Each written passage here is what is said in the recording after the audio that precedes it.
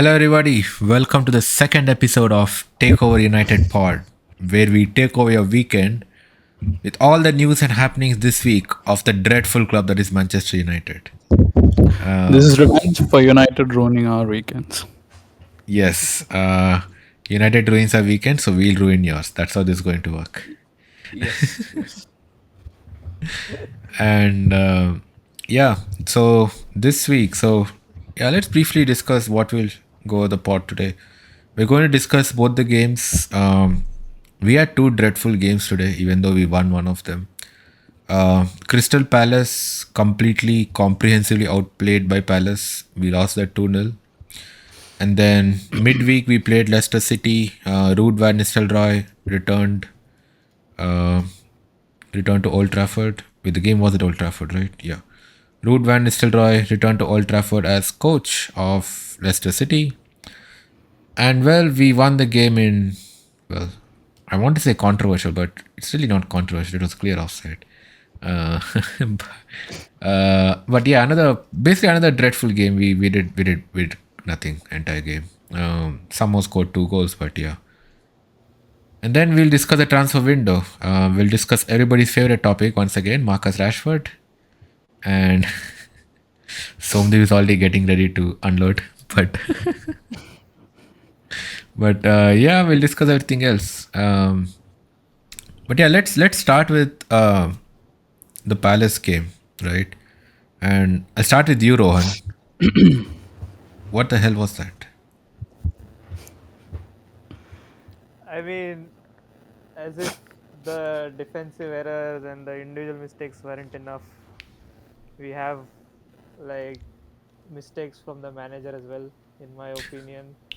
The Dumbass.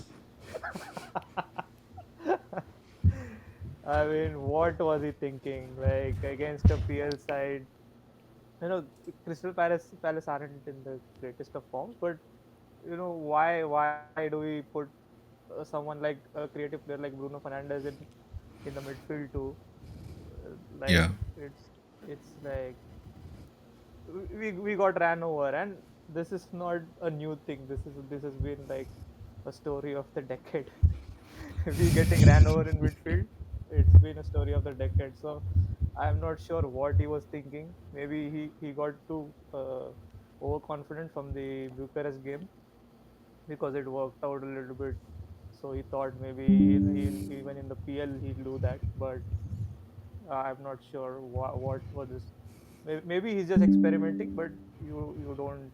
I don't think this was either the Crystal Palace or game or uh, the Leicester game was there to be experimented on. yeah, Not good decision making.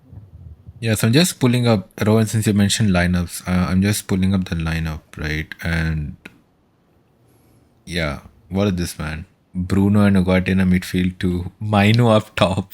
Like, what is going on? What is a manager trying to achieve, man? Like, does he want to be fired? He's like, I have a 3-year contract making tons of money here. Let's get fired. I really hope that's the case because then some of his decisions make sense for a change. Because, like, okay, I get Manu can dribble, but guy dribbles doesn't mean you put him up front as a striker. Like, think a Yeah. little bit. Yes. Uh, like, what was he thinking? What was the idea behind playing Manu false nine or whatever? Like, if you look at the average positions, Manu roughly shows up as a false nine, Yeah. and I don't get it. Like, if that's what you wanted out of the team, why wouldn't you just put Zirkzee maybe in that role? He could perform that, and he's actually like that's his exact role. So Right, right. why put Manu there? Yeah, agreed. Before I bring up player positions, I just wanted to highlight one thing here. So, Mino started as striker, right? And he got subbed off Correct. for Rasmus Hoyland. Mino is rated higher than Hoyland by who scored. Hoyland is an actual striker. Mino was playing out of position. And look at this, Is Mino is 6.3 and Hoyland is 6.1. yeah, I think with Manu we had a fall. I think with Manu we had a false nine. With Hoyland we just had false. Like we, you know. Yeah, man, it's just so ridiculous. Like, if you look at player positions, Yeah. Yeah. yeah, like Bruno and Mino are practically next to each other. Even though one is a DM and one is a striker. Um, our double tens are way up ahead. They're not even tens. Like I don't know what they are. Yeah. Like seriously, what are they? Like are they wingers? Are they tens? Are they strikers? Like what? I mean, Garnacho appears to be playing left wing, but he's Yeah, inside the box. He's our closest player to goal. Sure, yeah, maybe I understand that if somebody else is providing more on the left, but Dallo is tucked in next to our LCB. So, like, this is a back five. This is not a back three.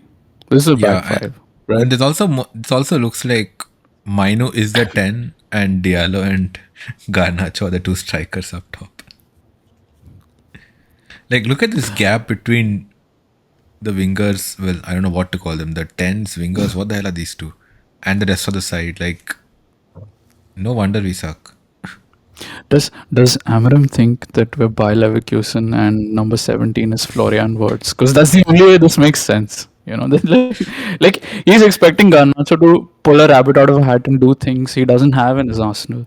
He like, Yeah, and that's not Garnacho's fault. Like the guy is a touchline wing. Like he's a good touchline winger who cuts in, he gets goals. But uh, I don't know. I don't know what this system expects of these players, even with Amram's vision. I don't know. yeah, yeah, yeah. I I, don't I, know. I don't even I don't even know about words, man. I think he'll be like so confused playing in this. And if you look at the player positions as well, look at how high the back line is. Just look at it. Like no Yeah, wonder we considered the goals that we considered. Look at how high the back line is, and look at the gap that is there is in midfield. So they they just played through us like with ease. No wonder yeah. what. So Yeah, I mean, what does Amrin think we are? Like, playing such a high line and. this is a common theme with these teams that I have seen, but Right. I don't think this was the game to do that. And you can get away with that in Portugal. You're not getting away with that against Palace. Like I think Palace, if they see a high line and they see a high line, okay, it's not just that this is a high line. All right, we're a team of weird contradictions. You play three centre backs, you push them really high up the field. Okay, I think positive intent. Then you play two fullbacks as your wing backs. Okay, players who are clearly bad at that role and who don't give you attacking impetus, and you pull them all the way back to the back line. So I'm like, are you attacking or are you like defensive? Like, what's your game plan here? Like, you want your centre backs high up the pitch, but you want fullbacks who have retreated all the way. So, what are you trying to do? I don't know, man. Like, this guy confuses the heck out of me. I Yeah, think the fair players are point. also players are also confused. Like not sure if they have taken like they get the instructions yet. Um, it's it's odd because like to get beaten like that, like with a through ball, like who was that through who was the guy who made that pass for the I think both goals were from Mateta, but the one where Yeah. he just ran and then I think he Munoz, I pulled it think. back. The second goal Yeah, was assisted by Munoz. Yeah, yeah. One of them was Munoz. Yeah. Yeah.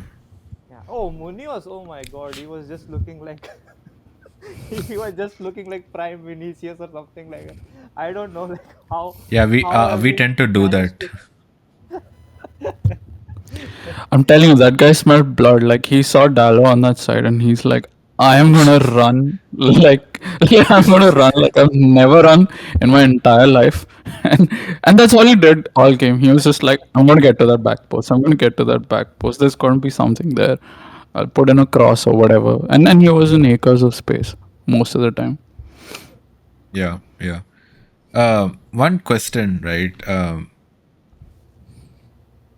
What was one positive, if at all you can see a positive from this game?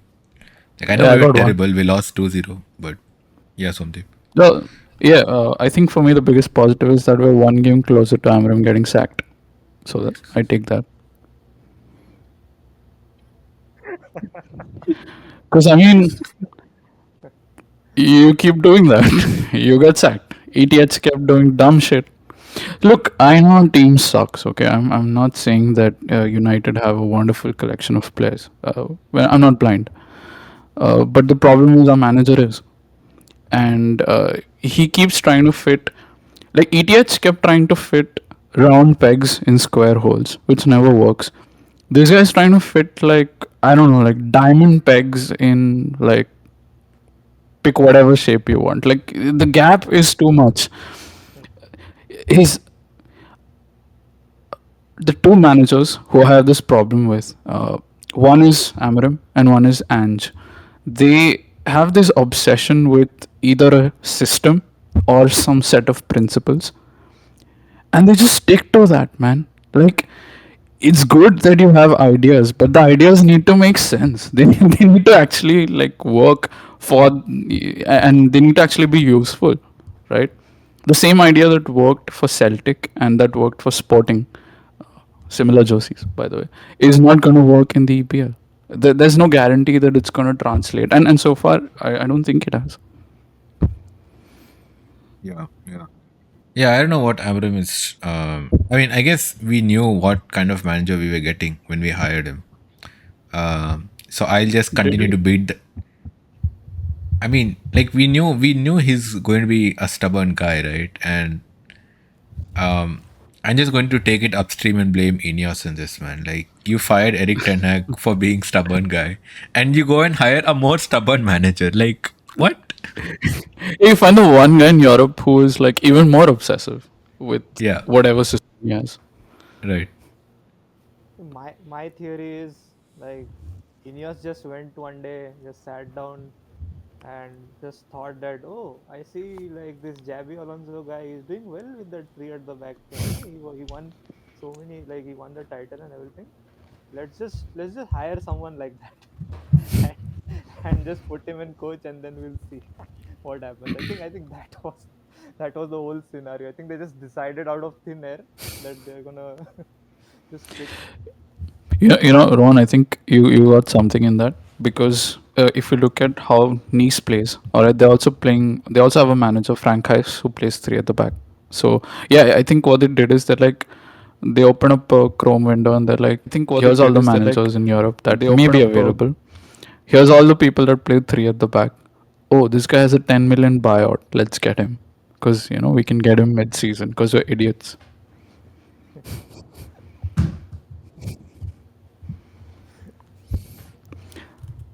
Oh man. Okay, Pratyush, I got a thing. I got a question for you though. Yeah. I know fundamentally with Manu playing striker, we're like, what the fuck? Like, what on earth is going on? Why would you do that? But did you momentarily experience relief just for a while? Sorry, your voice cut out for a second. Momentary experience relief at what? Did you momentarily feel relieved that, hey, at least Hoyland's not playing? That something's sticking in that area. Not just Hoyland. I was like, oh, thank God, Hoyland and Xerxes are not starting today. But wait, what? Who's that up top? So honestly, when I saw the lineup, before the game started, right? When I saw the lineup, I thought Right. Bruno is going to play up top, right? I thought Maino and Right. Ugarte. I thought Maino and Ugarte will be a midfield, and I thought Okay. Bruno, Garnacho, and Ahmad will be like this strikerless kind of formation. And I was very Yeah. excited because strikerless, like if you play football manager, there's like this cult group of FM players. I'm not there in that. I use a striker, but there's this cult group of FM players who are obsessed over strikerless, right? And they're like entire tactics and formations. We just have double tens or ten and wingers, right? Without strikers, overload the midfield and have bunch of attacking players who are not strikers, and you let them interact in the box and score goals. So I thought that's what Amorim will do, right? And then the game starts, and I'm like, okay, what the heck, man? I can only think of one manager in all of Europe or in the top 5 leagues who's doing this at a high level and getting away with it, doing well with it, and that's Luis Enrique at Paris Saint Germain. I mean, he stacked his team with Quara, Dembele, Desiree Doué, and Barcola, and he sometimes plays Dembele as the false nine, and it works. Yeah. I don't know, what he's feeding them, but it works. Like, Yeah, but Dembele is doing pretty good this season, right? yeah, Yeah. yeah. Mm. So yeah, Rohan, the same question for you too. Was there any at least one positive you saw from the Palace game? I really can't. I didn't see any positive. Like I want to see. I am a pretty optimistic guy, but Right. I want to see, but I just couldn't. Uh, Yeah. Yeah. maybe I would go with the Hoyland thing, but even playing Mainu at false nine, it just feels wrong, man. It's just like it doesn't make any sense to me. Uh, I thought that maybe he would start at 10, maybe, but again, yeah, as a false nine, and then you are putting Bruno behind, and you're just wasting them. Basically, you are wasting Yeah. their Mhm. whole potential. Uh, there is like I'm not sure why he's like okay, experiment with the squad, but I don't think these were the games to do it. Right. Man, he broke the dog. Damn, he broke the dog. Because You like know. Rohan is by far the most optimistic out of all of us, and if Yeah. Yeah. Amram's if Amram's got you there, then like I don't know. I didn't expect that. I thought when we'd be chatting today, it'd be like Somdeep, you don't know shit. You know, you always want managers out, but this is No, see, I can only back Amorim if I think he makes the right calls. Like I won't back him just to back him, but it's just like it was the same with Eric Ten Hag as well. Like when he during his time here, yeah. second season, third season, he did make so many. It was tough. Like I could get behind him all day, but like if you are making those mistakes, then and those obvious errors, then it makes no sense to Yeah. Yeah, Yeah. they have to be called out. They have to be called out. I, I really like, I sit up at night thinking about this sometimes. Like, do you really think there's a hyena buried at Old Trafford? Do you really think Pogba did that? Because it's either that, because it's either that, or there's something in the water. Because what happens to people like Ten Hag? Okay, he wasn't amazing his first season, but he did win a trophy. He did finish in the UCL, a combination that even Arteta at Arsenal hasn't achieved, and someone who's often presented as a success story. And he has been, by Arsenal standards, been successful. So I'll give them that. But yeah, like Eric Ten Hag, he did okay in his first season, right? And then he decides in the second season that I'm just gonna flip the script, play a shape I've never really used before, completely empty the midfield, and just play entirely transitional chaos football. Like, where did that come from? Like what? Because if you look at his Ajax teams, they were good on transition, but that was not their primary game plan. Mm. Yeah. True. Yeah, man. Eric Ten Hag wanted to unleash chaos on the opposition, but he just unleashed chaos on ourselves instead.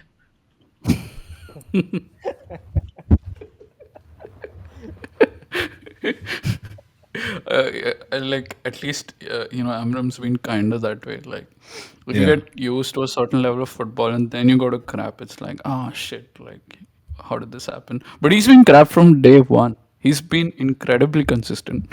He's been Yeah. so crap, and the football's been so terrible. It doesn't feel like we've won 6 out of the last 8. Like that sounds like a lie.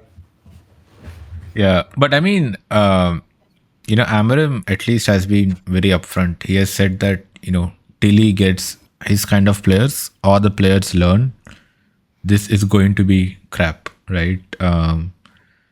Which manager, forget even Man United manager, which manager, you know, 2 months after being hired, goes to a press conference and says, "We are the worst team ever in the history of the club."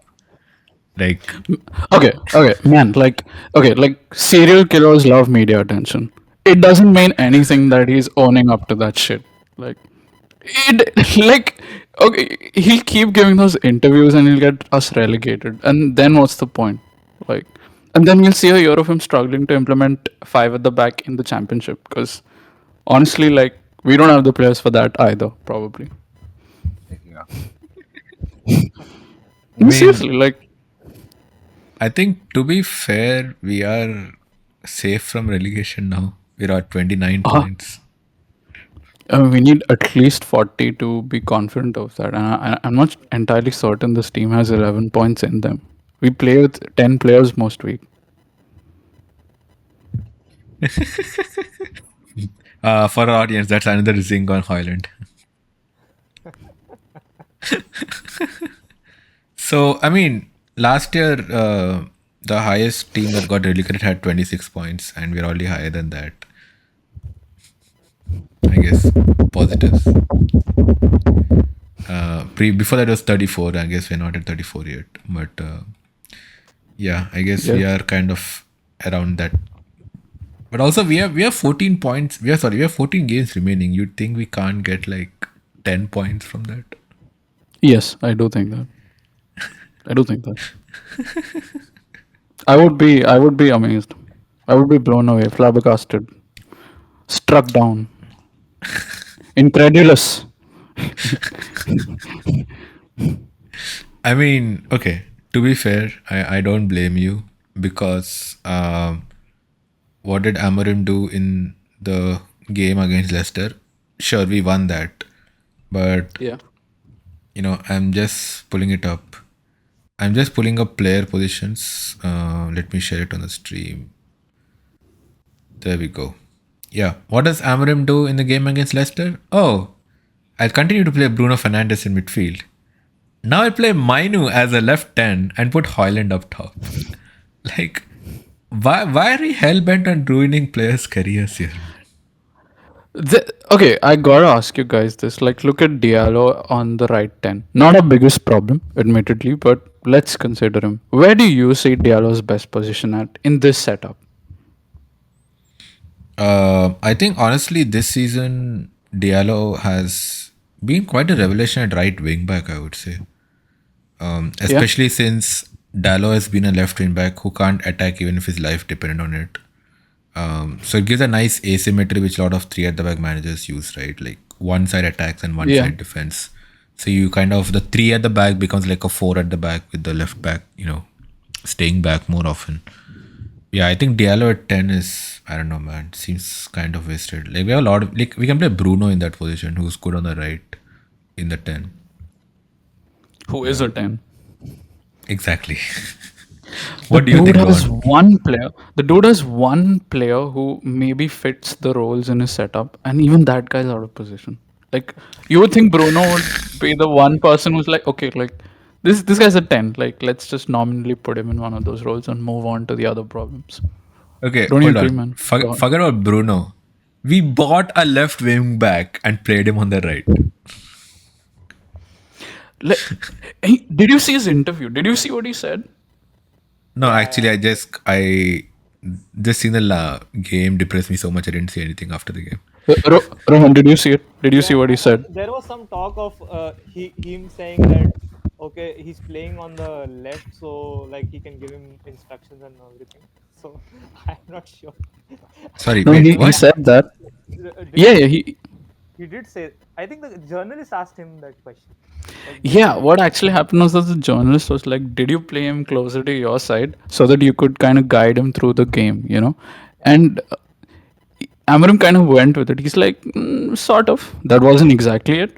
But it was also because he's had 3 training sessions. But actually, the thing is, if you look at Y Scout, he's played a lot of minutes on the right as well. I see. Hmm. And I mean, Dallas played a lot of minutes on the left as well. It doesn't mean he's good there. Right, Like, right. Yeah. I mean, I think to be fair, when Amaring got asked that question, he was probably trolling with his answer. Um, Yeah. we have seen Amarim troll the media a lot with his answers. He does troll a lot, and Yeah, like with Dorgu, the I think the case is he is someone who can play on either wings. Yeah, uh yeah, and he has played right wing back like he has played on the right side for his old club as well. So yeah. yeah, he got the right information from Vice Scout. I don't know why he mentioned that, but he did. But for like if you are getting left wing back and you plan to play Dallo on the left, I don't think it makes too much sense to me, because I think Dorgu should have started from the left wing back and Ahmad should have been behind, and maybe uh, play Fernandez ahead, Mainu behind, and then Zirkzee in another 10, or even Garnacho in another 10. I think yeah, Yeah, Garnacho was really good once he came on. absolutely. Yeah, Yeah, and he yeah. kind of He was terrific. changed the game for us. I think basically anything that started in the game for us was when he came on. So Yeah, yeah. yeah, hundred percent. Yeah. all credit to him for that. Even I think even Xerxes had a good game. Zirkzee was excellent. Yeah, I really thought he was. He was linking up play as he usually does. But I think one thing he really helped us with is he's developed this knack of shifting to the touchline, forming these little triangles with the wide 10 and the wing back, and sort of retaining possession in those tight areas and then releasing the ball to the other side. What happens with that is that we go from the natural state of ping pong with Hoyland to being able to retain the ball somewhat with Zirkzee. So there's an immediate like improvement in the quality of our possession in the attacking third. Right, right. And also I saw this. to be fair, Xerxes is also a 9.5, so he should be better at these Yeah, things. yeah, that's his brand. That's his brand. that's his brand. Yeah. I've never seen a striker describe themselves as being not a striker and Yeah. be happy about it. And Like you don't usually put it out there. actively liking videos that troll you for that. Yeah, yeah. He's got a sense of humor. I'll give him that. Yeah. Yeah. Holland doesn't. Holland doesn't have one. When do you guys remember when he didn't score in his first I don't know how many games when he arrived? There was this Australian lookalike singer who kind of looked like him, and people started trolling Holland with videos of that guy. That guy, he picked up on it, and he started putting out videos saying he was praying for a miracle so that Hoyland can score, and he actually made a whole song out of it, and people are like that shit. He ended up visiting Old Trafford, and his first game at Old Trafford, Hoyland scored his first goal for United. So like everyone was like, "Holy shit! Like this guy did it!" he really made the miracle happen. Later, they met in the tunnel. Right, Hoyland crossed paths with him, and he was trying to shake Hoyland's hand, and Hoyland just aired the guy and moved on. He's like, "Whatever." Like, Yeah.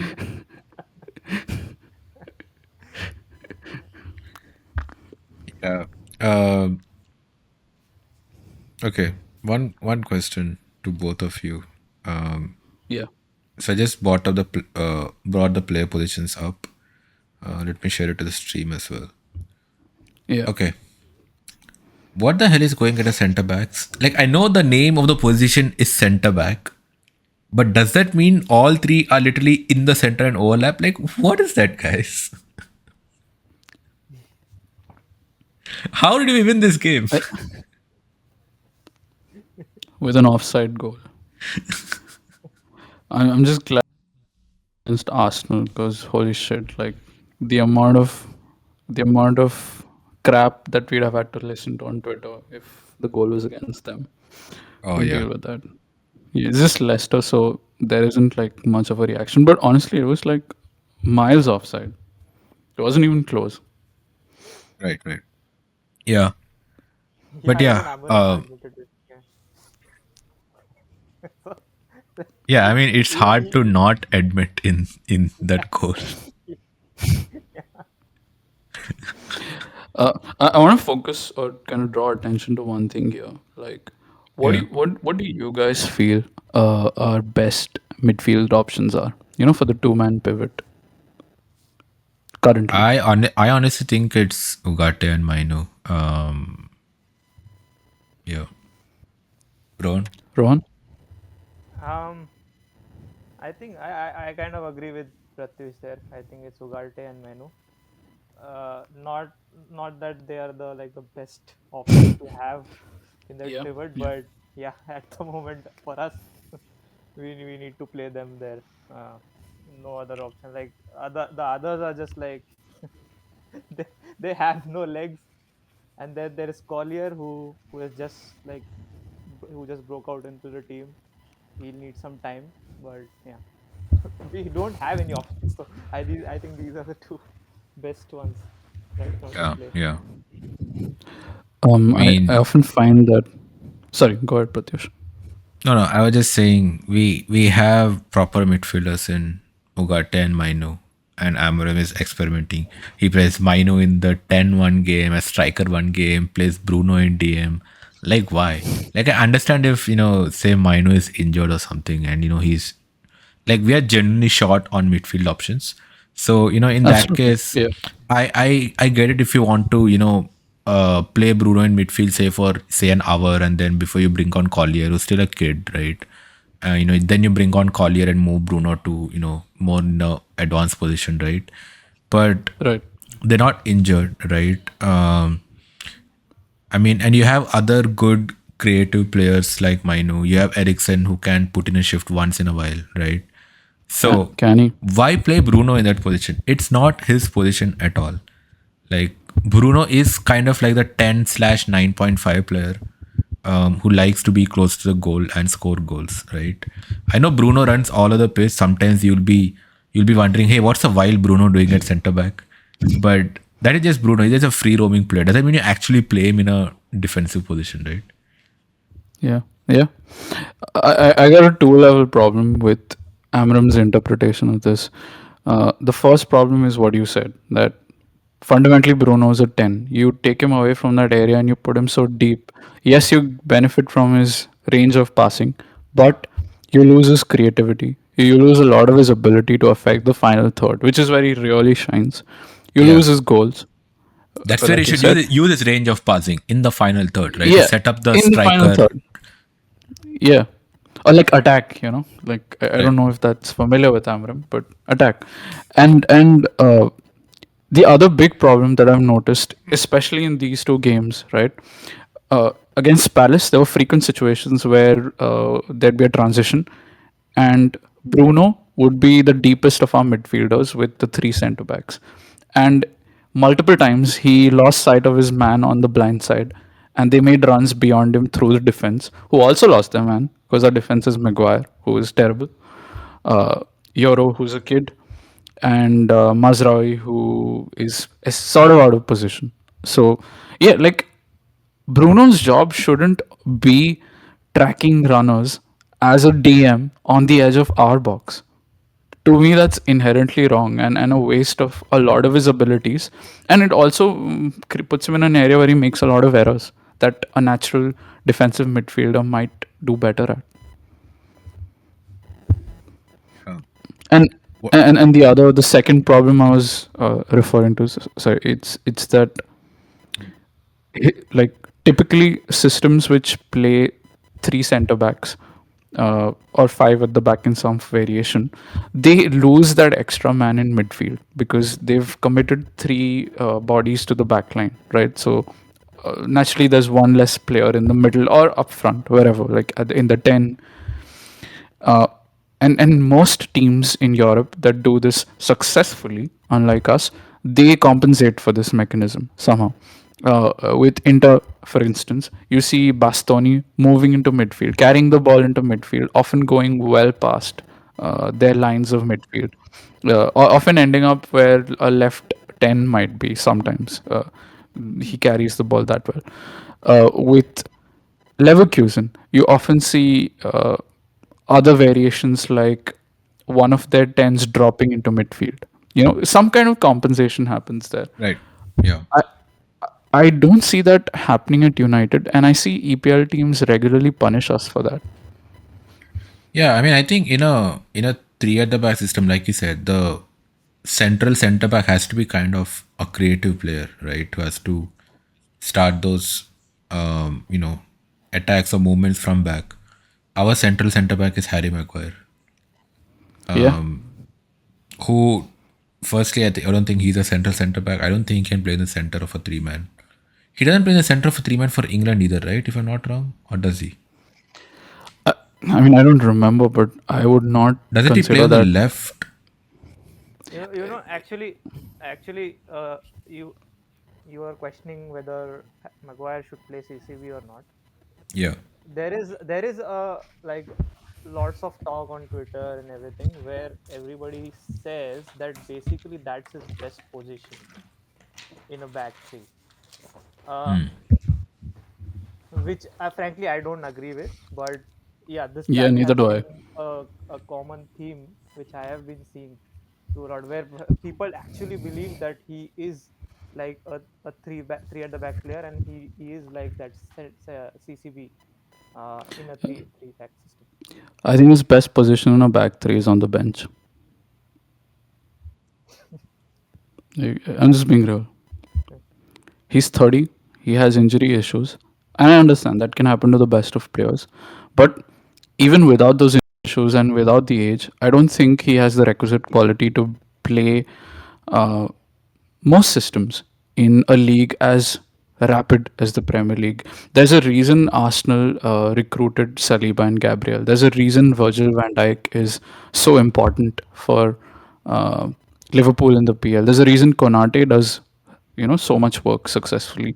We don't have people who even fit that prototype. Even Pep is buying Kushanov, who's one of his primary strengths is his ability to cover ground as one of the men in defense.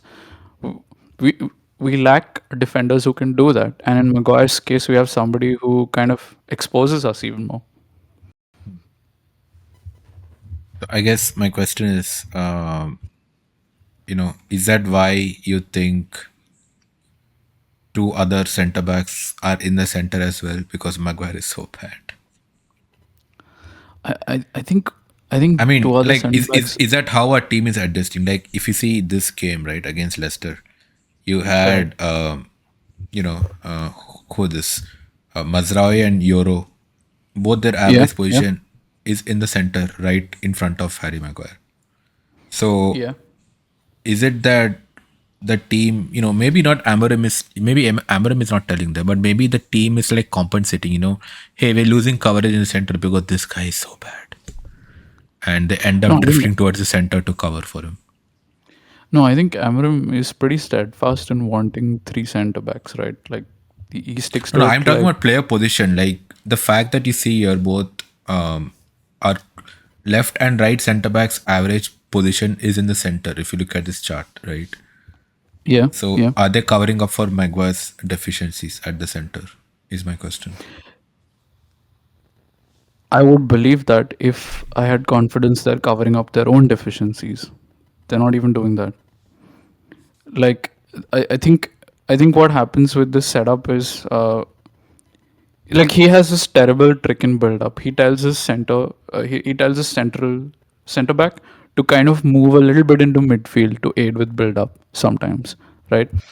But what really ends up happening with that is this guy just becomes a non-entity because the opposition press blocks off that pass. So we effectively just lose one extra man in the build-up, and and people have been complaining about this from his setups at Sporting. He's just repeating the same pattern here. The problem gets worse because we also like the centre backs we have cannot do that role in midfield, so they struggle even more. Like Maguire, Yeah. can you imagine Maguire trying to turn in midfield? Like if he receives the ball on the half turn, like that's like a penalty for the other team, man. Yeah, that's what it is. Yeah. Ron, what do you think on a whole midfield and center back situation? Me and Somdeep have ranted a lot. What do you think? With the center backs, right? It's it's harder it's harder for them to get, like, we see the average positions, and all three of the, like, we have five defenders. Okay, we basically have like five defenders, like Yeah, we have two wing backs, who who are expected to defend. We have three center backs, and we have a very defense-minded Ugarte in midfield. Okay, so basically six players who who have like a certain percentage of their time goes into defense. Right? That's On paper. yeah, on paper, okay, on And you paper, still and can't what? defend. Yeah, and we still can't defend. So it really raises the question for me is like even these average positions, what are they doing? Are they Why aren't they getting into good positions enough?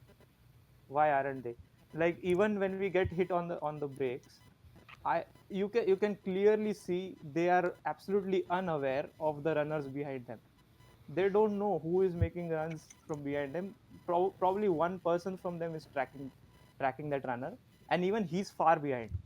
Either it's the wing back, or either you see Bruno Fernandes just chasing him out of nowhere, or Yeah. maybe like, but they're so far behind they can't even catch them. Like they can't even go and like shield the ball or do anything basically.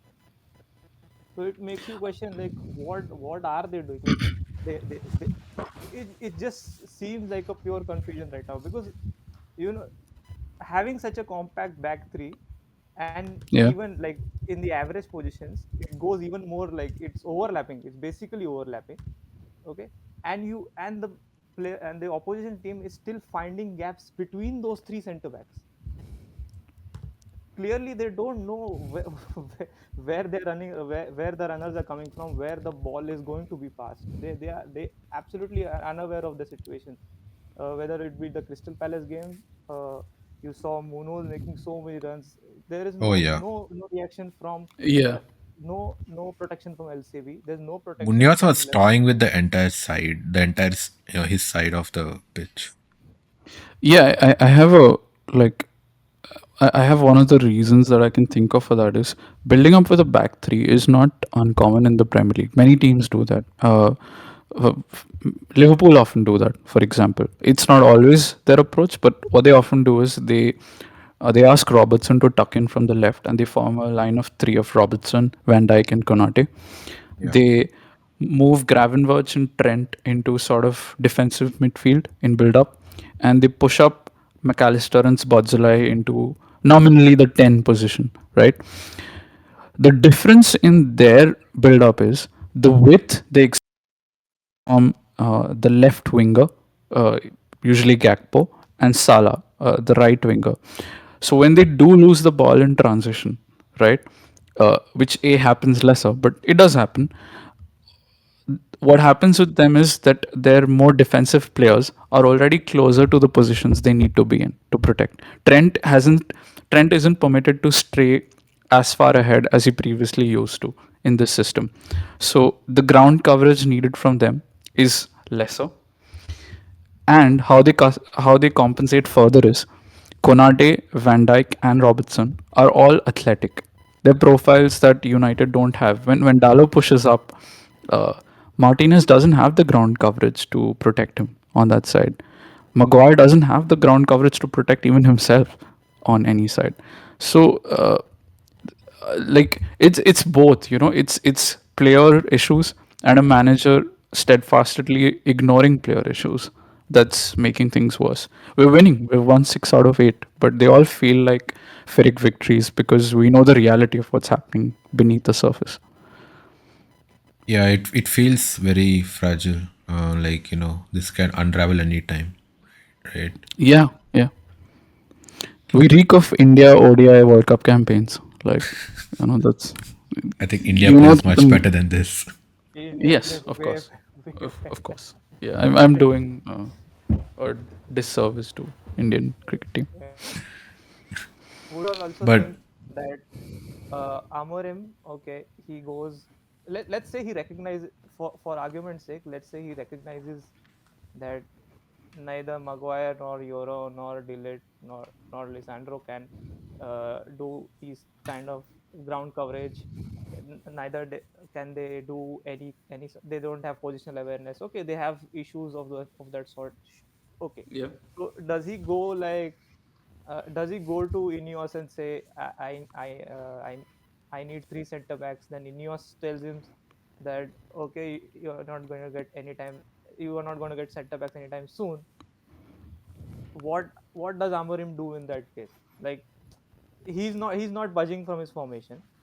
Yeah. He's gonna be continuing to play three at the back, Yeah. and uh, we all know with Maguire, Lisandro, Euro, Delete, these issues are gonna be there.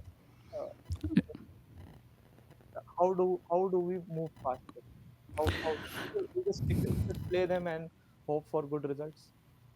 Uh, I mean that's the current plan, Yeah, but that's what he's been riding. But I want to point to Liverpool again here. He was the primary candidate for replacing Klopp. Uh, they interviewed him and they turned him down because they felt that he is too deeply wedded to a single formation and shape beyond reason, right? And to me that's a red flag because Liverpool are a much smarter club than Manchester United in how they operate. If they felt that, there must be good reason for it, and we're seeing evidence of that even now. Look at Slot immediately identified that Liverpool lack uh, a deep lying midfielder who can control passages of play and progress the ball uh, through midfield, right? So he wanted Zubimendi. He didn't get that. He didn't get anybody in the summer. His response was to look at the available players in the squad, pick Gravenberch, who incidentally had not been a success at Liverpool at all until this point in time. And he identified that this player has the traits that can maybe make the setup work, right? With some minor tweaks.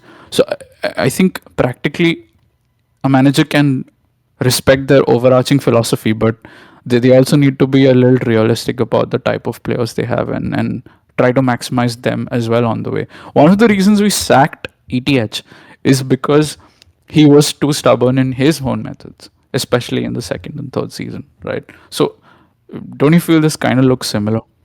Yeah. And not just stubborn in his own methods, right? We said that, hey, you are using a tactic that doesn't suit the team at all, right? These players Yeah, can't play transitional football or, the kind of vision that you have, right? And right. we clearly saw that even after, all the injuries kind of slowed down, we still saw the same kind of problems. So we sack him, and then we get this guy who's even more wedded to his methods, and Yeah, but supposedly now the club is okay with it, right? Like that, yeah, fine, we'll deal with the short term pain of all this, but how long, right? Like okay, I don't think another manager sacking is going to help, right?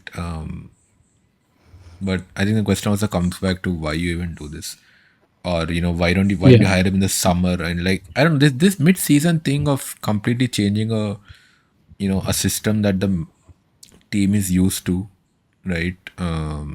It doesn't make sense to me, and I think this season will be painful. I think at this point, yeah, I think the only hope is we do well in knockout cups and kind of salvage it somehow. which is yeah. what Amorim also said, right? It's going to be painful. It's going to be like we Yeah. will suffer. That So is why This not guy suffer does with that Eric all Ten the Hag? time. What's the difference? Yeah, he does this every game. He's like, "Oh, we're gonna suffer. We're gonna lose like 3-0, and we lose 3-0. Yay! Like, what? Like, I could do that. Like that. Like that's not something to write home about, Yeah. I mean, right? if you had to Like, suffer, why couldn't we just continue with Eric Ten Hag, right? I mean, maybe he also could have got the players to get his system, right? Like why? Like, yeah. I mean, I don't really see the difference. We went from one crazy ideologue to another. yeah, yeah. Rowan, since you're the more kind of optimistic guy of the group, do you have a better take on this? I know we both are doomers here, but do you have a better take on this? to be optimistic again. See, I think from Amorim's side he won't budge. From Ineos we aren't getting anything. From the players there is no hope.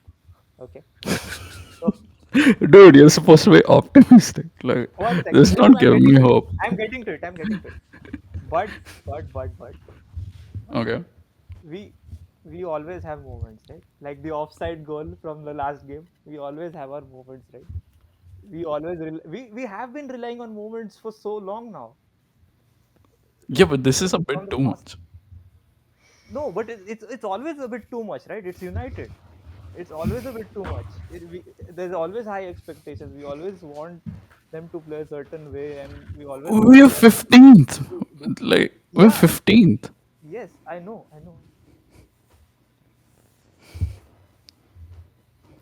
But you have to rely on moments now because there is nothing else. There is nothing else. There's no compromise on any side. Like you aren't getting new players right now for the next game. Okay, Amor is not going to change. He will probably just keep experimenting. And Ineos, we all know, we all know for what they're up to. They'll just probably be finding new ways to cut more expenditure, more payments, fire more people. They're probably working on that instead of working on football or transfers. So all you can do is rely on moments right now. And for now, we just ride on moments FC, and we end up in the season somehow, and we just end up just above relegation. Maybe that's the only thing I can see it. I think it'll happen. Yeah. I think we I, will I not get got relegated. I gotta be real, man. Like, if I was in a soccer team or my manager, like, like this would not motivate me to do better. Like, if we had the title, I would probably let go of it at that point. No, dude, listen. I'm only being optimistic as a fan. If I was a manager, then you would get the hair dryer. Okay, so Yeah, yeah, yeah, that but is what you I would be mean, getting. So that I wouldn't be so soft as a manager. That's for sure. And by all reports, I think Amarim has already let the hairdryer loose once this season. Yes, yes. Mm. you mean on a And certain player. or players That's or the entire that's or the that's entire where we're dressing heading room. next. Yeah, I think it's time to talk transfers, isn't it? Yep. Yeah, yeah, yeah. Let's talk transfers, right? The transfer window ended. The transfer window ended last weekend, and Yep.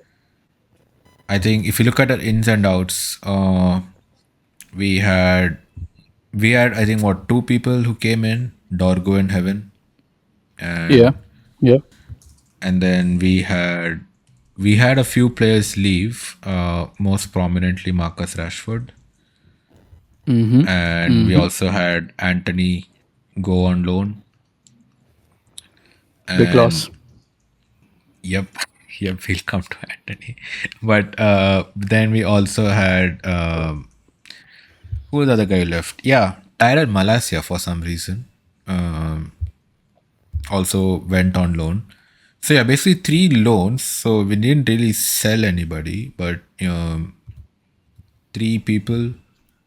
Everybody else go on leave? No, that's it, right? So yeah, three people left on loan, and yeah, we got two who came in.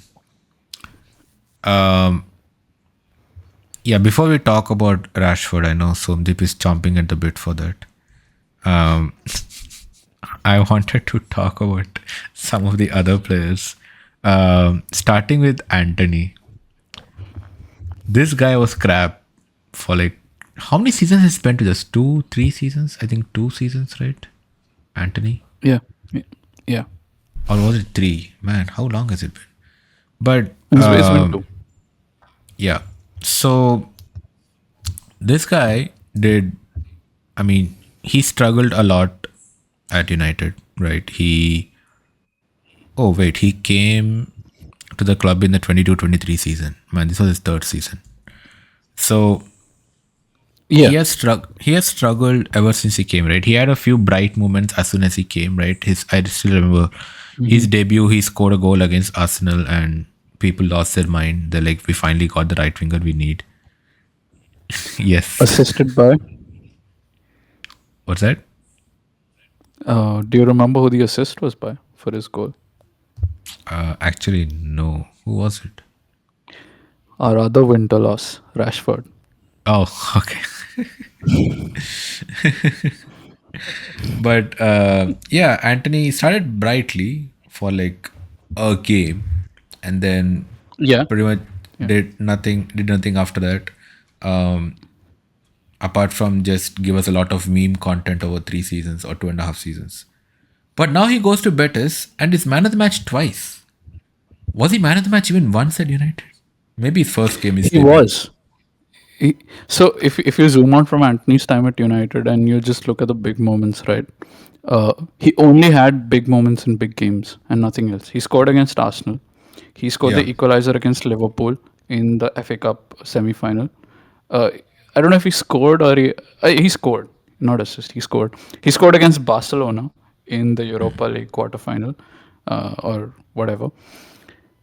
But yeah, everything else, like, he was garbage. I think what's happened at Betis is also he's in obviously a better environment. He's being played in a system that suits him, and he's I think he's under a better manager because I think Betis's level of expenditure compared to the rest of La Liga isn't a lot, but I still think they play much better football than United. So he's benefiting from all of these things happening at the same time. yeah. What do you think, Rohan? What's the? I mean, sure, it's only been 2 games, but what's the story, or what do you think is behind Anthony's resurgence in form? Like, not even play decent, he's just killing it, right? He's literally lighting the pitch up at Betis. Well, the biggest thing is he's out of United. That's been the theme. That's been the theme for other players as well. Once they've left United, you can see Scott McTominay as well. He's also killing it at Napoli. Okay, to be fair, And we played Scott McTominay out of position, but we played Anthony in his favorite Yeah, position, man. spinner. a- as as Somdeep said, there's something in the water maybe. That As Haina, man, I'm when telling you, it's that Haina. yeah, Yeah, maybe the yeah. Haina as well. The little part of me that wants Pogba back at United, it's mostly for getting rid of that Haina. I really think, like how Yaya Toure lifted the UCL curse on City one day before they won the final. We need that, and we treated Pogba much worse. Like, City just forgot his birthday cake. It's not a big Yeah, deal. yeah, Oh, well, according to most people. yeah. But yeah, go on, Ron. United, get after leaving United, it's like that situation, where you you break up with your toxic ex, and suddenly your life is much better again. Like it was, it's just like that for the players right now. No matter who it is, or no matter what skill level they have, like Right. even the fidget spinner in Anthony is now spinning in the La Liga.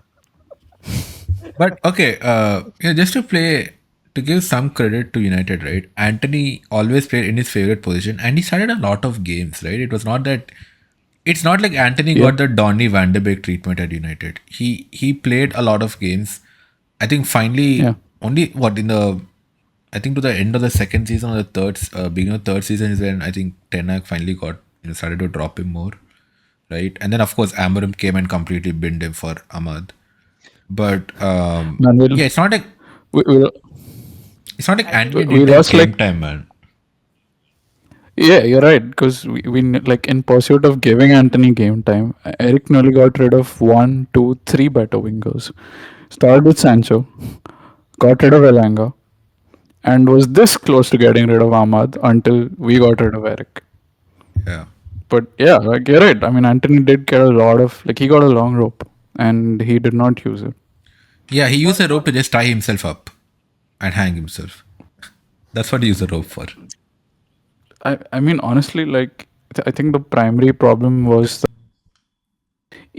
I think he never had the confidence to take players on while playing on the wing for United. And he's a skillful player, but he doesn't have that quick change of pace that you really need in the Premier League. Like that sudden burst of acceleration. Like, Saka, for instance, appears slow when he starts running in from the wing, but he has that sudden change of direction and a burst of speed with it. Anthony lacks that. Jadon Sancho. Our other loanee at Chelsea, thankfully not for long. He will permanently be moving there. Jadon Sancho has the same problem. Like he's a wonderfully skillful player, but he does not have the burst of acceleration needed to get past Premier League defenders, and that can make or break you. Garnacho can do 100 things wrong, but he has that burst of acceleration when he needs it the most. That helps him create separation from the fullback. Rashford obviously has that in tons. So yeah, I think that's why Anthony largely failed. He never had that in his locker. He still doesn't. And if you look at the way he's playing in Spain, he's he's not being asked to do that in Spain yet. And it's just been 2 games. I think it's too early to tell if he'll be. I mean, he scored against Arsenal on debut for us. He hasn't done anything of that level in Spain. I Yeah, think it's too early to deem him a success away from United.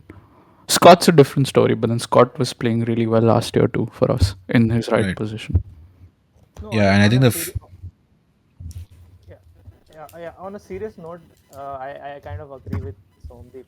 Like Anthony never showed real sense of that quickness, that pace that the Premier League demands, uh, and his decision making, like whether to pass the ball or just Yeah, basic stuff. I don't think he is fit for the Premier League. Maybe yeah, if in La Liga he might do a bit better, uh, but I don't think he had that in his locker to handle that pace of the Premier League.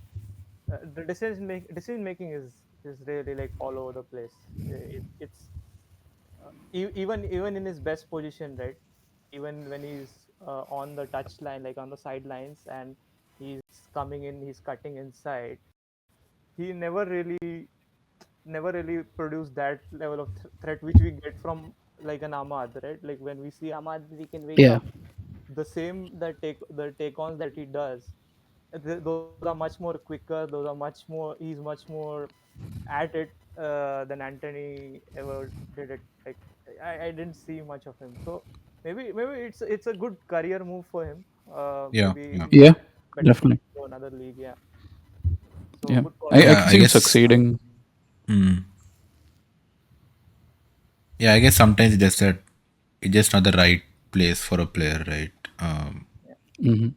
It's United. I mean, it never is.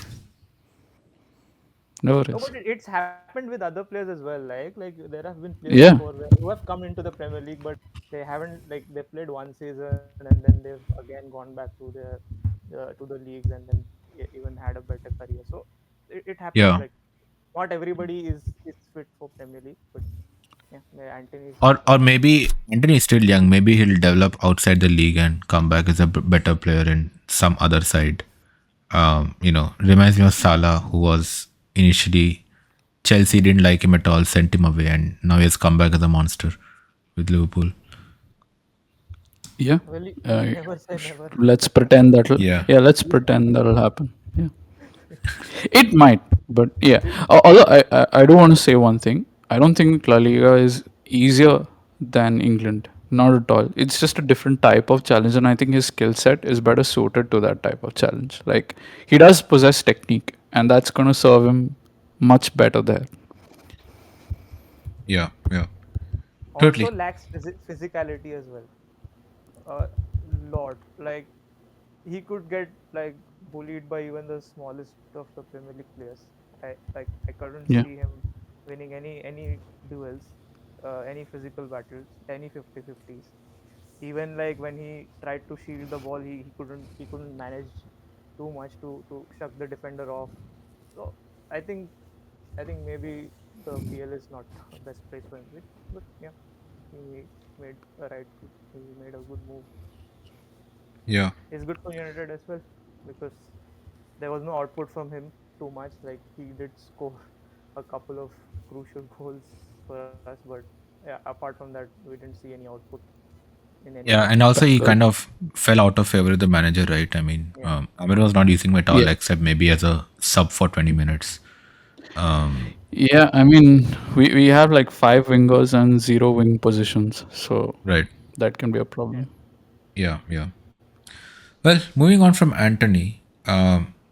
And before we go to Rashford, I know Somdeep is really eager to talk about Rashford, That's it. but That's okay. I just That's okay. I just briefly wanted to talk about Malasia before we go to I can Rashford. do this all day. I just briefly wanted to touch about Malasia before we go to Rashford. Like, why? Yeah. Like, we don't have left backs, right? You and Yeah. I know, Yeah. I don't know Ineos or whoever it is managing our club. Do they hate the left back position? Right? We saw this last January as well, right? You had Shaw and Mm-hmm. Malasia injured, right? And so that's why we had Right. got we had beginning of season we got Reguilon on loan, right? To be fair, For he 6 didn't months. really Yeah. right. He to be fair, he didn't really light up the pitch for us, but Yeah. he was a left back. We didn't have a left back, right? You have to play somebody in that position, right? And we also had Agreed. Alvaro, who for some reason ETH never played. What do we do in the What do we do in the January window? Supposedly the club medical team tells us that hey, Shaw and Malasia are coming back, right? And Eric Ten Hag promptly ends Reguilon's loan, right? Even though it was a season loan, but he just sends him back in the January window, right? Mm-hmm. Tells Spurs to recall him, and then we go and sell Alvaro Fernandez, right? And the window ends, and Shaw and Malasia never actually come back, right? They continue staying injured, and then we played the rest of the season without a left back, right? What happens this season? Malasia actually came back, but then he Before actually Shaw. just came back what a month ago or 2 months ago, right? Shaw Right. basically never really came back, right? So we're again back to playing Dallo at left back, right? And then finally, Malasia did play a couple of games, but I think he's still kind of I think Eric Ten Hag is basically going up. Not Eric Ten Hag. What am I saying? Eric Ten Hag. Amorim is going a bit slow with him, just to kind of I guess build his fitness. See, it's happening. It's happening again. So, and Amarim obviously wanted a player profile. Malasia was nowhere near a left wing back. We sold a wing back called Alvaro, right? Yeah. Carreras. And we buy Patrick Dorgu to play Mm-hmm. in that position. And then what do? We we see Shaw on the training pitch for a brief moment, and we promptly send Malasia off on loan. Like, why? And now reports come that Shaw is injured again.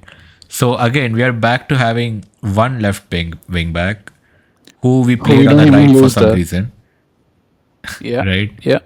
Like what is this, right? Like, why did we let go of Malasia?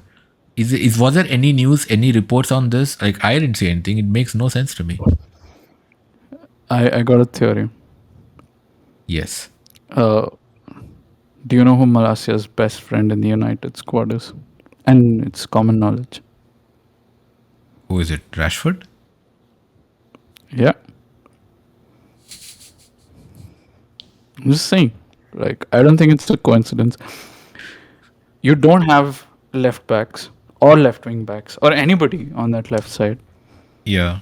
So much so that you want to buy one, but you get rid of the one guy who can nominally play in that position on his natural foot. Right. Even if he's garbage, he's somebody we can put on the pitch, right? What if Yeah. Dorgu gets injured tomorrow? Then we're back to season of Dalo and Mazroy. Okay, we're anywhere there, but we're back to continuing with that. So nothing's changed. He's not been using Amas, so we don't have wing options either. Okay, Right. so why not have Malasia as backup? He can't have been training badly because he's been playing him on and off. So his training's not the problem. So what is? Right. Yeah, and I think he did play against Fulham, so it's not like he's um, you know unfit or something. But actually, if you look at this season, he has been on the bench since end of November when he came back from injury, and Yeah, he has. he just has three substitute appearances. He played 45 minutes against Arsenal in early December and Bournemouth just before Christmas. and then again didn't Right. play at all till he played 9 minutes against Fulham a couple of weeks ago. So yeah, maybe your Yeah. Rashford conspiracy theory is the truth. Uh, Like I'm telling you, like our manager is still in high school, man. Because it sure feels that his tactics and management both feel that way. I yeah, know Rohan won't agree, but okay, why do you think yeah, Rohan, Malaysia we please, got please rid of give us him? a optimistic, sensible theory for this. My theory is Malaysia was one of the players that was on the sale list like the minute Amorim got here. That's my theory. And United are gonna take the opportunity to sell literally anyone, like regardless of whether it makes sense to keep like a backup option or not. I think they're just gonna take the opportunity of selling the players when they get a like a good, like if they feel that the deal is good enough from the other side, the and the transfer can happen. I think they will sell off, and I think we might, because of this we might see some kind of a clear out in the summer as well. And I think it has started with Malacia and Rashford, because they did get the kind of deals that United wanted. Like I think they are we are just we are going to be continue to like we are going to be continuing to sell players regardless of whether we have backup or not. I think that is like we given we know how Ineos are. So they would absolutely like pounce on the opportunity to sell any player, not just like not just Malacia. I think that's what's happened here. That's my theory. But yeah, Yeah. I Somi's theory also, it does ring a bell. No, see, I agree with, saying that maybe he has been on the sell list, since he has come to the club, right? Along with Rashford. yeah. But at least with Rashford, you have other people who can play in the position, right?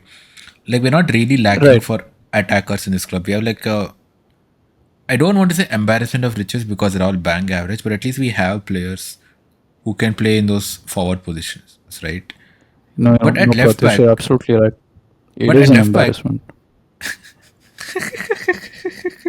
You're absolutely but right. but at left back we don't have anybody, right? Like what is Yeah.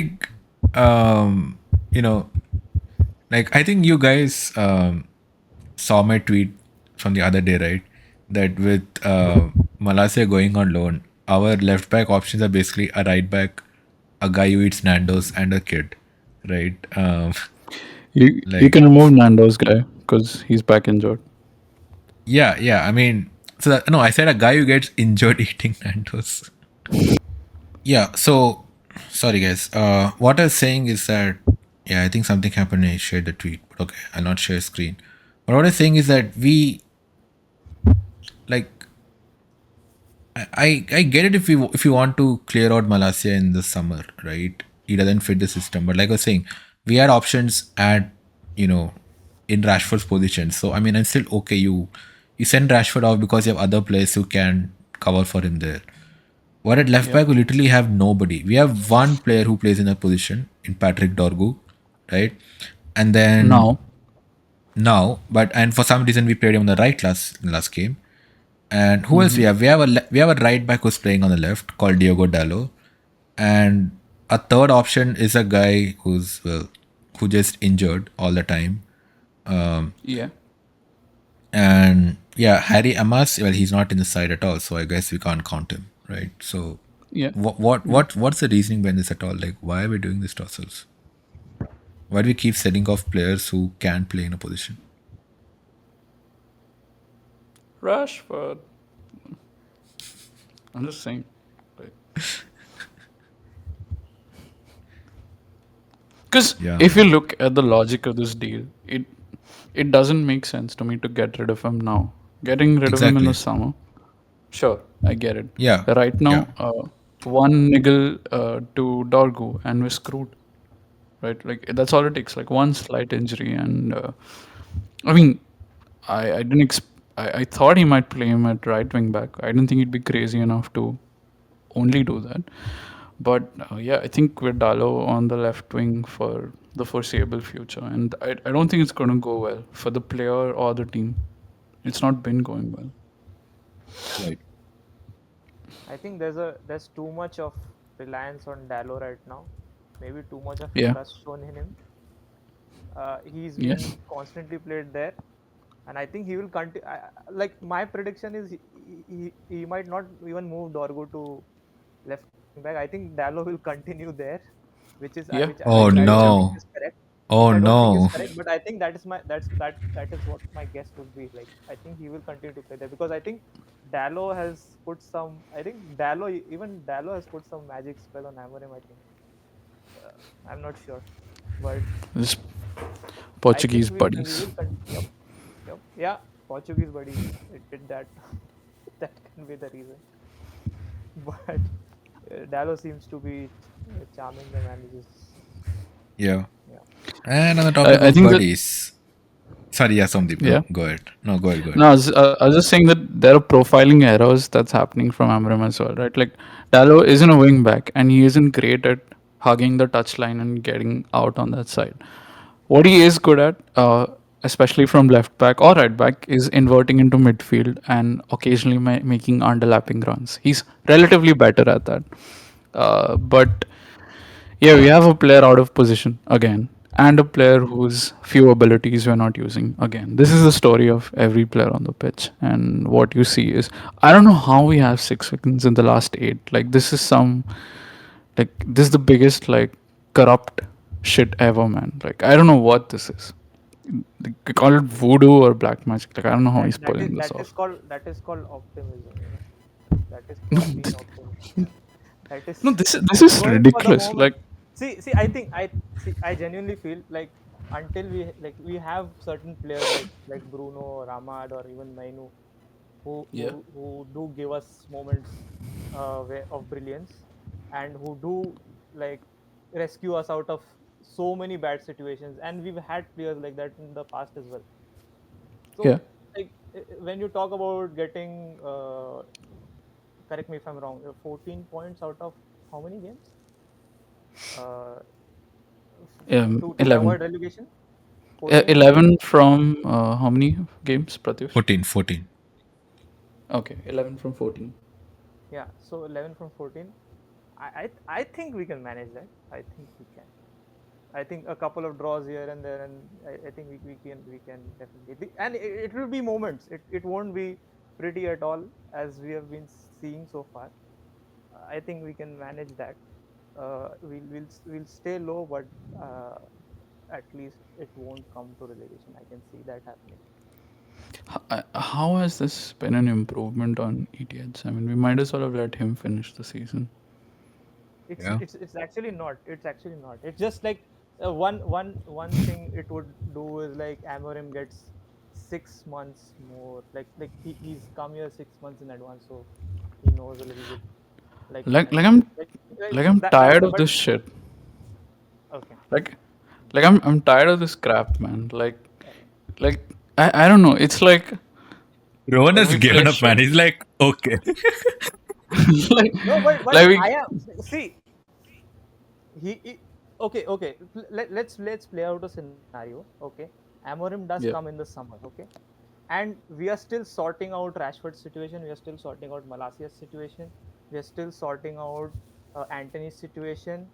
We are again delaying transfers, which we need to do. We are again sorting out PSR rules.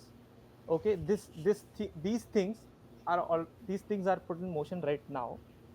Don't you think the summer would also we would also face the same things, and we would even delay buying players even more? Don't you think I, so? I think we would face this situation even next summer. Or is that what you mean? No, I'm saying there there are see things are happening at the club. There is definitely sales. There's definitely they are looking at PSR. They are looking like from the Rashford situation. It's quite evident that they are looking at PSR, and they are moving things forward. But are they like can't we be in the same situation in the summer where we still need to do a Malasia. We still need to sell a Malasia. We still need to do a Rashford deal. We still need to look at options for Garnacho. Maybe if they want Garnacho up for sale, even we would be looking at that. We don't know, but again, it's again a lot of work in the summer as well. We have things as well. We can't just like for for Amorim's system to work. We all agree that we will need signings, right? We will need signings, and United have not been the best like sellers, nor they have been the best buyers. Like they are also they are too lazy in the transfer. Like this do everything at the last moment. You won't get new players till Okay, like November anything. So why okay, why why not start now? Why not but start okay, now? but you say that, right? United haven't been the best buyers and sellers, and I agree. So what makes us think they're the best people to pick a new manager? It's the same people making both sets of decisions. So what evidence do we have that both sides aren't as? We don't have any evidence. They see Ineos haven't proven that they are like good decision makers or anything. They haven't proven that. Yeah, Okay, yeah. but they have set things in motion already, right? These things would have also been need to be taken care of in the summer as well, which I would don't have know, man. even cost us more time I feel with like the it like incomings. like I feel Ineos's motion reeks of when a politician, like, I don't know, like builds like bridges and roads, and keeps doing that, but they're all like flawed and they break down the minute like some untoward incident happens. And I feel this is like their kind, like it's there's a lot of Brownian motion, but nothing's actually directed in any direction. It's just like woo, like we're doing stuff, and that feels great, but nobody really knows where they're going from point A to point B, or if there even is a point B that they're aiming for. The direction it's tough to tell because the decision making has been a very like there've been very poor decisions again, like as you said with even Pratyush was saying that with Malasia, right? We don't have anyone on that. We don't have a natural left-footed player there, and we just sold him. Yeah, But again, yeah, what are you gonna like the direction? Like they have given no evidence. I'm not trusting Ineos here. I'm just right. saying, given the situation, we had to make sales. We just made them out of thin air because we felt that those were good deals. And anyways, they would have gone in the summer, and uh, it doesn't seem like even like Malasia was gonna be playing. Like it was always gonna like I think Dallo will continue to start. I don't think Malasia will get anything. So it's probably a better thing for Malasia only. I think he'll probably end Yeah, up getting better good game time as well, and like doing better for himself. Like it's just that it's nothing there's no positive from the side of Manchester United. That's the only thing that I'm saying. I'm tired, man. I'm tired because it never feels like there's anything positive from Manchester United. The manager gives an interview, water falls on his head. We buy a left wing back, he plays at right back. We have somebody who's playing well at right wing back, we put him in the 10. We have a DM in Menu, we play him at striker. We have Licha who's progressing the ball, he gets injured and is out for 6 months. We have McTominay and we sell him, and we spend double on Ugarte who does something, I guess, on the pitch. Like, like I'm tired. Like, where does this like happen? Like, where does this change? Manchester United, everybody. Manchester United. See, Like, it feels like a chore to watch. I- I'll ask you all guys a question. I really want like, do you all think that we would be able to make, let's say, five sales and five incomings in the summer? Do you all think that we will be able to make so in the summer? You Like think let's assume that we don't sell anyone right now. Let's assume that Malasi and Rashford are still here, and let's think like, can we do five outgoings and five incomings in the summer, and in time for like for from the first like before the first game of the Premier League, August. I think we can do 5 outgoings, but I don't think we can do 5 incomings. I'm Would they have got proper preseason? Five incomings, 5 outgoings. Would they have got five with the 5 incomings? Have got proper preseason games? No, I think firstly we won't get 5 incomings because we are so pathetic. And the other thing is, even if we get say 2 or 3 incomings, I really don't think they'll have proper preseasons. yeah, it's actually worse than what you're both thinking. I I think this is bad, but proactive incompetence is infinitely worse, and Ineos firmly fall in that category. I am almost terrified that I think they will get 5 incomings and 5 outgoings, and they'll all be terrible. And I'm about 90% certain that Ineos will do it. Like they have, I'm trying to think of a good example. They're like that footballer who's insanely busy and appears really busy on the football pitch, but achieves a sum total of nothing. You know, kind of like Ogate in any game where we kind of have to keep the ball and not treat it like a bomb. Uh, yes, I think they'll get in 5. They'll remove 5, and they will make our club even worse somehow. Yeah. Yeah. What do you think, Rohan, since you asked a question?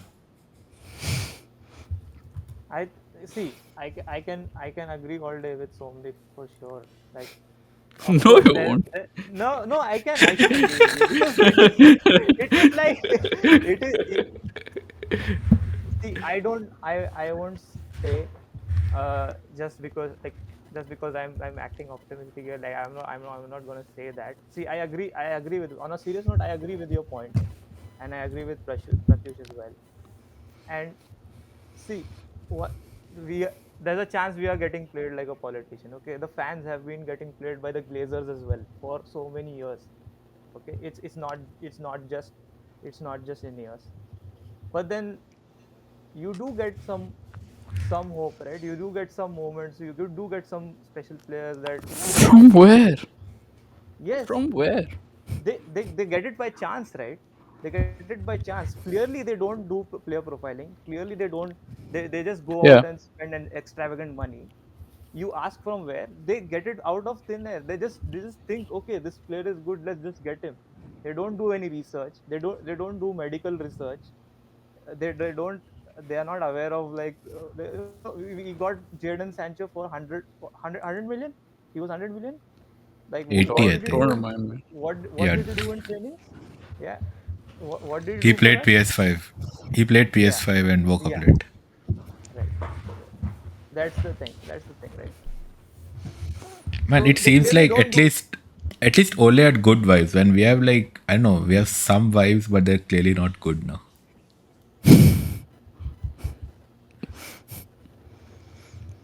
Man, I miss Pogba. I miss Pogba, Cavani. They were good players.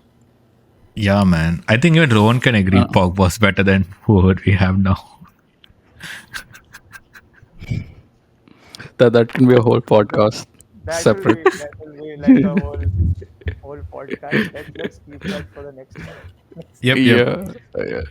Well, this episode is getting long already, but I did promise the viewers they will hear from Somdeep about Rashford's departure. So Somdeep, the floor is yours, and this will end the podcast after. We'll end the today's episode after this. The floor is United's, man, because that's where we belong. That like we have a striker who scored 2 goals in 9 months. In I don't know, 9 10 months. Who cares? And we have Zogzi, who's a 9.5. And we have a manager who thinks it's a smart idea to get rid of the only other goal scorer in the squad. Like, how long are you going to survive off Harry Maguire offside goals? How far is that going to take you? And I want to point out, right, all of those jabs about training and Rashford's issues with that. And Unai Emery, a manager who has way more top level experience than Ruben Amorim, has won the Europa League multiple times, if I'm not wrong, has finished in the top 4 with Arsenal and with Aston Villa, has them in the UCL. A far more qualified manager has absolutely no issues with Rashford's training so far. Now there could be evidence that arises saying he's been training badly, but To be fair, what I it's want to just been know a is, week. yeah, it could things could break down, but Yeah. my problem with this is that Rashford is so bad in training.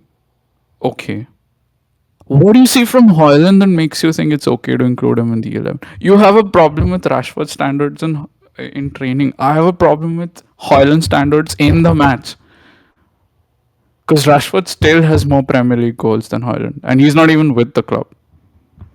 Yeah. And you know what? I would bet, like, I don't bet, but I would bet a decent amount of money that he will continue to have more goals than Hoyland for Manchester United while on loan at another club by the end of the season. Yeah. But I think, well, to bring the point about Rashford, right? I think the issue, and I'm not sure if you read the deep dive in the Athletic, but I think the issue with Rashford was not about training per se, but the fact that you know he's out partying before a game, right? He comes very late to training. He's tired in the game because he was out partying the previous night. And what they're saying that this used to happen before as well. Like we saw that Eric Ten Hag, right? Eric Ten Hag froze Rashford out for a couple of games, incidentally Yeah, right before a very important game then as well, right? yeah, And apparently this happened the same season, right? Before the derby. Like, see, before the Manchester derby, Rashford was playing, right? Amorim had not frozen him out. But I'm just trying to find the article. But apparently, right before the derby, once again, Rashford turned up late for training or something like that. Let me try to pull up the apparently. exact thing. Yeah, but and yeah, I think, and that's when Mr. Amorim got pissed and you know dropped him. He dropped both him and Garnacho from that game. But like we saw, Garnacho is back, but Rashford isn't.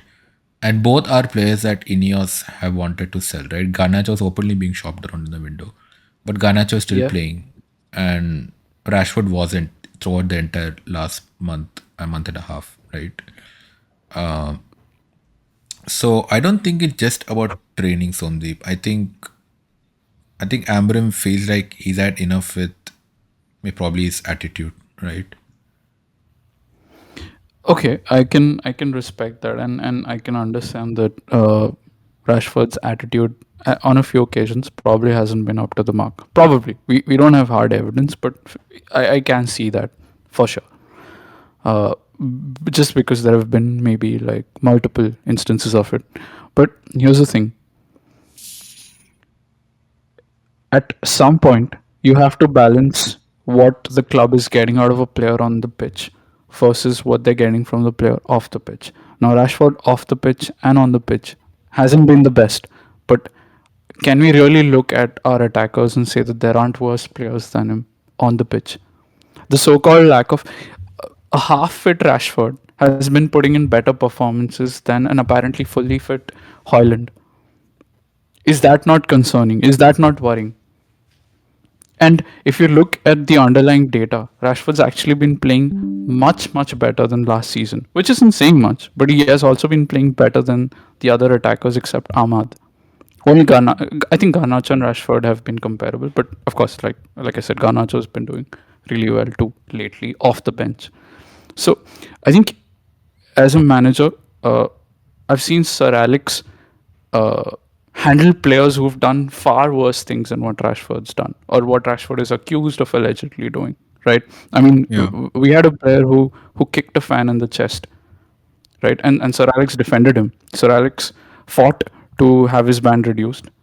Sir Alex ensured his pathway back into the squad because he recognized that there has to be a balance between the things off the pitch and things on the pitch, and we have to meet things in the middle. So I feel like Amram, just like his obsession with the shape, there's a degree of absolutionism in him. He wants things to only function in a certain way, and that can often come at the cost of uh, common sense, maybe, in these decisions. But I mean, um, if you talk about Sir Alex, he binned plenty of players for attitude issues, right? He binned our superstars like David Beckham was just binned without a second thought, right? Van Nistelrooy was sent off, right? And even when Sir Alex came to the club initially, the club had a Yeah. a drinking problem, and a lot of players were binned off even then, right? Yeah. And I think with Rashford, it's look, I think like I said, I mean, the fact that Garnacho came back and Rashford didn't probably points to something more serious that happened behind the scenes, right? But Obviously, those it, details are not leaking out. To give credit where is due, Ineos has plugged a lot of leaks in the club compared to say the Glazer before Ineos, right? So, yeah. I mean, I just feel that there's something that happened behind the scenes between Rashford and Amorim, which was just beyond reporting late to training or partying, right? I don't. I th- I don't. I don't think it was that deep. I think maybe that did happen. But Laurie Whitwell, who is United's correspondent, who is Athletics correspondent for United, he yeah, reported that even before Rashford gave the interview saying he wants a new challenge, Ineos put out feelers saying that they want to sell Rashford, and I think that's why he's on loan at Aston Villa. I don't think this is anything to do with his training, or at least that's not the main reason. It's maybe given as one of the reasons, but I think it's yeah. just that But I Ineos mean, wants out. Ineos wants to sell other players too, but they continued playing in our games, right? It's not that they're all dude. That way, then you won't have 11 players on the pitch Yeah. for the kind of movement that Ambrim wants to do. But the two highest earners in the squad have been phased out. There's Rashford, who successfully was phased out, and there's Casemiro, for whom bids did come in from Saudi, but he turned them down. So, and Casemiro's not been playing since. He's been in and out of the squad, but he has definitely been phased out. And Right. the last time both of these players were on the pitch, we beat Everton 4-0. I'm just saying the level of performance in our squad is not so good that only these two players can be accused of lack of But professionalism. that was Everton, man. Come on. And this was Leicester, and we were terrible against them too. We're Yeah. terrible against every team. You name a team, we're shit against them. It doesn't matter. And Laurie Whitwell is the closest journalist to United that I can think of. He confirmed, and you can check the Athletic. He confirmed that Ineos had made the decision to sell Rashford before he even gave that interview. He gave that interview as a response to some of the stories that were going on. I think why I don't trust. See, can Rashford have potentially made mistakes in training? 100%. I agree. He probably has done that. Okay, on the surface of it. Yeah. Do I trust the overall narrative that that's the primary reason he's been sold? No, it's because I think United particularly have a lot of fan channels. For instance, the United Stand with Mark Goldbridge, who've made a career out of penning negativity and making unfounded claims about Marcus Rashford. And this has happened repeatedly in the squad. And the reason I want to call that out is because it's hypocritical. It's one thing if you're a fan and you hold players across the squad to a standard. Like, oh, like this guy's not scoring goals, this guy's not scoring goals, they're both part of the problem. But Hoyland, Hoyland who cost 75 million more than Rashford and is scoring lesser while playing every game, has not been criticized by the United stand. Why is that? It's because he's given interviews on that channel. He's part of their narrative. He's part of their project. Rashford made the mistake of tweeting against the United stand, and I think the amount of importance those voices carry, especially amongst the United, is tremendous. So I would be very hesitant to trust any of these stories about Rashford at face value. I agree with you that we don't know the entire truth, but I Yeah. think Ineos would not give up an asset because of just one disciplinary issue unless they wanted to sell in the first place. So I feel like it's a bit of both here. And Whitwell confirmed that. So why would he say that if it wasn't the case? We didn't even know about all of these incidents at that time. Right. What is your take, Rohan? We both have gone on for a bit here. Yeah. See, what you have said, Pratyush, and what Somdeep have said, we have all seen those interviews. We have all seen the tweets on social media. Is two things. First, Ineos's part with the Rashford problem. I think they have just like they have wanted to sell him because he is the highest earner. That's like the fact, and it obviously helps us with the sustainability rules, right? So they naturally they would want to sell him. And coming to the second part, which is his problem with Amorim, right? Amorim has said there have been disciplinary issues, there have been issues in training. Okay. Now Amorim as the new manager, he comes in, okay, any manager who comes in, he has to set the standards for the players. Whether it be on the pitch, off the pitch, he has to set certain rules. And I think I can back Amorim here, like against Rashford. I can take his word for it. Definitely, I feel that Rashford has been. We have seen interviews from a couple of ex-players as well speaking about him. I don't think that setting a standard like that again and you know telling the team, okay, see, if you don't have this right attitude in training, then you will not play. So I don't think there is anything wrong with that. And I think that has been the case. Amorim has stuck to his ground. And Rashford, he clearly benched Rashford. He clearly benched Garnacho as well when he wasn't having the right attitude. And Garnacho is back, so clearly, like you can see, he definitely expects certain things from his players. And if the players don't do that, then it's by all fair means he has the right to But bench a player. but And Rohan, I mean, there's also an alternative explanation for Garnacho's return, right? He was rumored to join Napoli, and he didn't make any starts in that period. And as soon as news came out that he's not joining Napoli and he's turned down that offer, he was back in the squad and he started against. So don't you think there could be a similar narrative for him Um, versus Rashford? no, Somdeep, if you let's say Rashford had not made the loan move to Aston Villa, I think he would not have played for the rest of the season. I think yeah, um, clearly, unless he, unless Rashford at some point made up with Amorim, yeah. I don't think Rashford would have started at all What or would he even have played done? off the Like, bench. would he have sat on the bench all rest of the season, or would he have been like he was literally like he wasn't even on the bench, right? Uh, what No. what could he do? Like, so But I clearly, mean, like players players being on the bench, players being on the bench when transfer negotiations are going on is very common, right? It's not unique to yeah, United. Yeah. Yeah. That's true. Yeah. But yeah, I guess we'll see how Rashford does at Villa. Um, I know it's only a I don't loan, think but yeah, he's I don't think he's coming back, right? I don't think he's gonna like set the place of like alight or something. It's just that we're in 15th, so we can't afford to be as picky as we're being right now.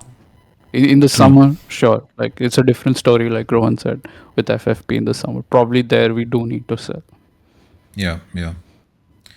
But yeah, we'll see how the rest of the season plays out now. Yeah, Nothing much we can do now. He's gone. But yeah, I yeah, think just to end on a more positive note, I think yeah, I guess all three of us will agree that thank you, Marcus Rashford, for all the contributions to the club. yeah. I mean, it's unfortunate that you couldn't retire or um, or play You still might. the majority of your career here, right? He Yeah. left in his prime, but yeah, I think Rashford from the who brought him in. It was Louis Van Gaal, right? Who brought him in Yes. Yes, it was. because of an injury crisis at the club, Yeah. Martial got injured, and then Martial's replacement, James Wilson, also got injured. So right? Rashford made the leap. Yeah, Rashford made the debut, and yeah, I think yeah, it has been a bit a bit frustrating over the years to watch him, but when he's in form, I think Rashford has been devastating for the opposition, against the opposition rather, with his goals and his trademark shot of just putting it in the top corner with like Yeah, biblical amounts of force behind the ball, right? I think absolutely. uh, he'll always be remembered for that. He's one of the club's top scorers across all competitions. What is 11th. it? 11th, right? Yeah, Mm. Yeah, all time. right. Yeah, and while he might not have won any league titles for us, who has in the last decade, but I think he'll still be remembered fondly as, say, an icon of the club um, for years to come. I I wouldn't write I won't write his obituary yet. I have a feeling like if you look at his interview for Villa, right, he said that yeah, I'm here for a short term period and everything. I feel like under the hood he is convinced that he just has to wait out Amorim at United, because something makes me feel that he won't, in this short period of a time, he won't do enough to be worth 45 million to Villa. That's a big amount of money for them, No, for any but club. how long will he wait out, right? Like, sure, he will play this 6 months or 4 months at Villa now, right? And he comes Right. back in June. Assuming you know, assuming Ineos doesn't fire Amorim by the end of the season, then Then he's what? gone. Yeah. Yeah, then what is Rashford's plan, right? I mean, clearly, I think the egos are too much on either side of Amorim and Rashford for them to patch Yeah. up, right? Yeah. Like Rashford had a month and a half to apologize and patch up, but he didn't, right? So Right. clearly he feels wrong. He feels wrong by Amorim. So I don't think. I mean, yeah, I'm not getting into who's wrong or who's right, but I think on either side um, there's no intention to patch up or flexibility to kind of make up, right? So That's true. yeah, I mean, I don't think Rashford's career is over. Like he's still a good player on his day, but I think his career at United is, for all intents and purposes, over. Yeah, and I guess I mean, one thing you said made me realize that even if Amram were to not be there, Ineos would probably still try to sell him for a cheaper fee if need be, True. Yeah, because they yeah, clearly want him out from right. before. Yeah, So yep, yeah, yes. So I guess on that note, with Marcus Rashford, we will say goodbye to all of you watching or live on Twitch or later on YouTube or listening to us on our podcast. We'll be back next weekend. We'll probably stream before the game next weekend because the game is on Sunday night India time, and we generally stream Saturday or Sunday morning India time. So we're playing. Who are we playing? Tottenham. Wait, who are we playing next week? doesn't Yeah, matter. yeah, we are playing Tottenham next Sunday, but yeah, we'll probably be before that. So I think yeah, I think we'll discuss other things. We haven't discussed all the transfers yet. We can discuss our incomings. And yeah, we'll see. We'll have some other content for you folks as well next weekend. So I think we can talk a little bit about Carrington as well next weekend. yeah, Go into yeah, United's rich history on that front. totally, totally. And maybe we can talk about a few prospects who can come up through the ranks. Mm. Like I think Chido and Harry Amas are two names being thrown around right now. Yeah, Cheeto's one of us now. Yeah, yeah, Yeah, yeah, that's how it is. yeah.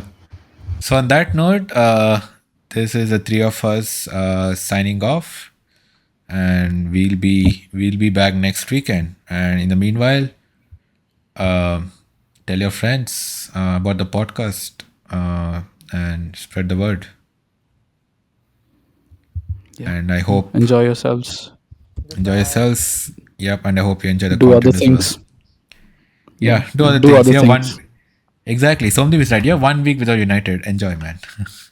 Enjoy it. Yeah, breathe it in. Yeah, yeah. Breathe it in. On that note, goodbye, everybody. We'll see you next weekend. Bye. Bye. Bye. Bye.